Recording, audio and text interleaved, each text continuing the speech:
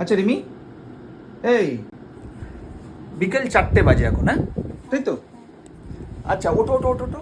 সারাদিনে এদিকে আসো, সারাদিনে তুমি কি কি করলে আজকে?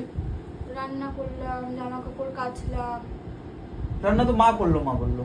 মা করেছে কি, মানে আমি কেটে কুটে গুছিয়ে দিয়েছি, আচ্ছা, মা করেছে। ঘুম থেকে উঠেছো কটায়?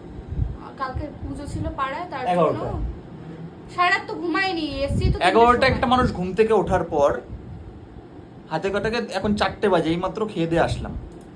তারপর কি করেছো? হ্যাঁ কি গুনলা? কিছু না, মানে হ্যাঁ, তারপর তারপর কি করেছো তুমি? 11টার পর ঘুম থেকে উঠেছো, 11টার সময় ঘুম থেকে উঠে ব্রাশ করেছো, ব্রাশ করে আবার শুয়ে পড়েছো। না রান্না বান্না করলাম, কতগুলো জামা রান্না মা করেছে, আমি মিথ্যা কথা বললো না, আমি কিন্তু আমি- আজকে দেখেছি।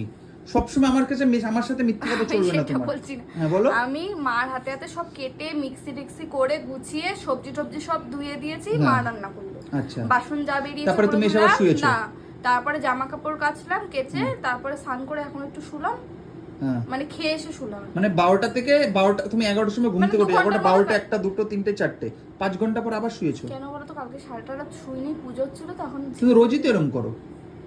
আর রোজই তো আমার এরম করো। কাজগুলো কে করে দেয়? আমি অনেকক্ষণ থেকে সহ্য করছি, বুঝলা তো? খুব কথা শোনাও তুমি, তোমার খাই বলে।